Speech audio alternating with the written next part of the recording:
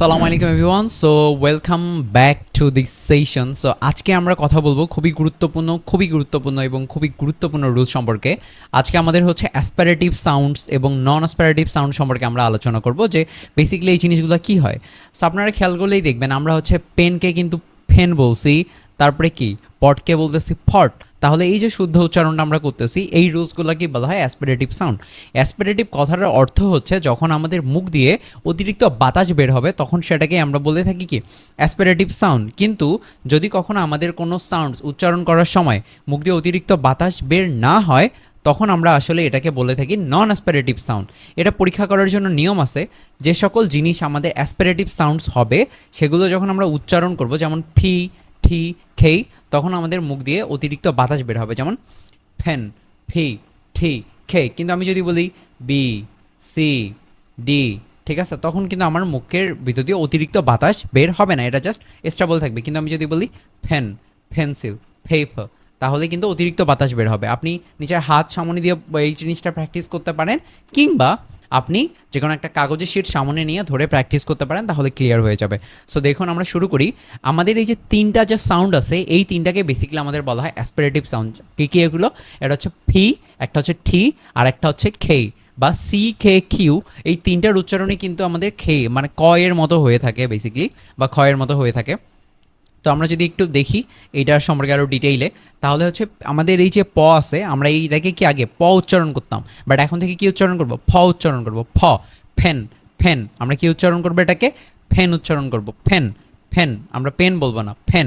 তারপরে ট উচ্চারণ না করে আমরা কি উচ্চারণ করব? ঠ উচ্চারণ করব। ঠেন ঠেন ঠেন ঠেন। এইখানে দুইটা জাস্ট একটু পার্থক্য আছে, মানে দুইটা এক্সেপশন আছে। অবভিয়াসলি যে কোনো জিনিসের রুলস থাকলে তার এক্সেপশন থাকেই।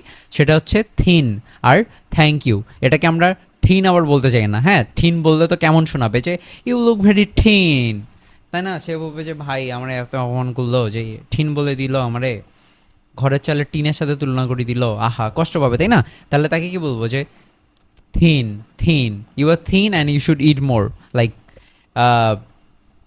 ওকে। সো এটা হচ্ছে আমাদের থ্যাংক ইউ থ্যাংক ইউ। তাহলে এই জায়গাগুলোতে থ হবে, আর অন্যান্য জায়গায় কি হইতো? আমাদের ঠ উচ্চারণ করবো, টিটাকে ঠ, ঠেন টাইম, রাইট?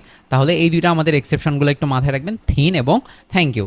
ওকে, সো এই যে আমাদের যে জিনিসটা আছে সি খে কিউ, এটাকে আমরা কি ক উচ্চারণ করতাম, বাট ক উচ্চারণ না করে কি উচ্চারণ করব? খ উচ্চারণ করব। খ্যান খ্যান, খাইট খাইট খাইট, খুইন খুইন খুইন, খ্যান খাইট খুইন, খ্যান খাইট খুইন, খ্যান খাইট খুইন। একটা পার্থক্য আছে, সেটা হচ্ছে আমাদের সিটি উচ্চারণের ক্ষেত্রে। কি উচ্চারণের ক্ষেত্রে? সিটি সিটি যখন আমরা উচ্চারণ করব তখন দন্ত স আসবে, দন্তর স আসবে। City city city. বাদ বাকি সব ক্ষেত্রেই কিন্তু কি আমাদের আমাদের কি খ আসতেছিল। হ্যাঁ, তো এইটা কিন্তু আমাদের খিটি বললে হবে না, CITY। এটা আপনি যদি বলেন আই লিভ ইন রংপুর খিটি, তাহলে কেমন শোনাবে, তাই না? আমাদের ওই যে হানিমানি কার্টুনের খিটির মতো হয়ে যাবে। বাট আমরা খিটি বলবো না, আমি কি বলবো? সিটি, দন্ত স এর মতো হবে, সফট সি, দন্ত স এর মতো। ওকে, সো আমরা একটু প্র্যাকটিস করি এই জিনিসটা। তাহলে এটা কি আমাদের আগে আমরা বলতাম পট, এখন থেকে আজকে কি বলবো? ফট।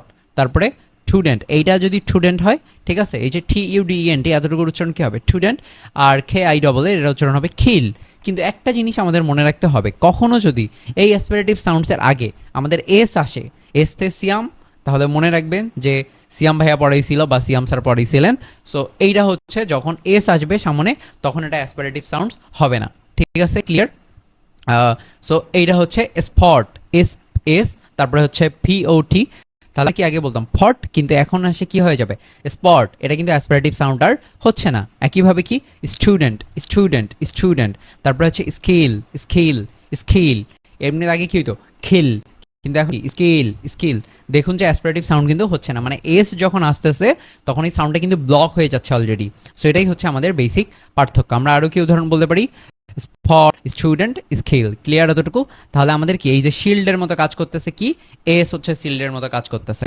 তাহলে মনে রাখতে পারেন যে নাম্বার 1 সাকিব খান, তাহলে এস দিয়ে শুরু হয় সাকিব খান, ঠিক আছে? তো এই এস যখন আসে তখন হচ্ছে আমাদের কি এটা উচ্চারিত হয় না, অর্থাৎ অ্যাসপিরেটিভ হয় না, তখন নন অ্যাসপিরেটিভ হয়ে যায়, মানে মুখ দিয়ে অতিরিক্ত বাতাস বের হয় না।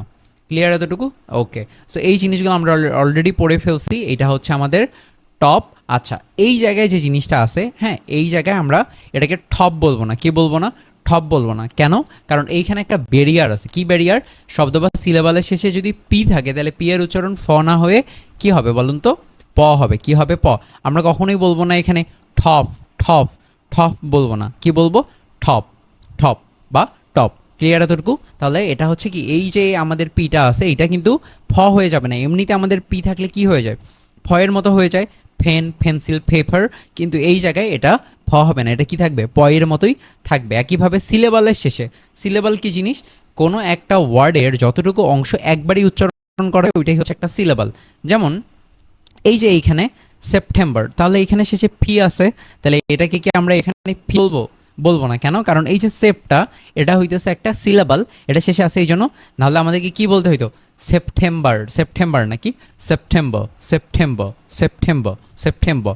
তাহলে টপ সেপ্টেম্বর। ক্লিয়ার এতটুকু? তাহলে শব্দের বা সিলেবালের শেষে যদি ফি আসে তাহলে ওই ফিটা কি হয়ে যায়? প হয়ে যায়। অর্থাৎ তখন অ্যাসপারেটিভ হয় না, তখন কি হয়? নন অ্যাসপারেটিভ, মানে মুখ থেকে অতিরিক্ত বাতাস বের হয় না। ওকে, সো এই ছিল আমাদের এই রুলসের মধ্যে। আমরা আরেকবার একটু সবগুলো যদি রিক্যাপ করি, তাহলে ফেন ঠেন খ্যান সবগুলোর ক্ষেত্রে কি আমরা অতিরিক্ত বাতাস বের হবে, এগুলো হচ্ছে অ্যাসপিরেটিভ সাউন্ড। কিন্তু যদি কখনো এস আসে তাহলে ওইটা উচ্চারিত হবে না, ওইটা কি হবে? নন অ্যাসপিরেটিভ হবে, মুখ দিয়ে অতিরিক্ত বাতাস বের হবে না। সো আজকের লেকচারে এটাই ছিল। আপনার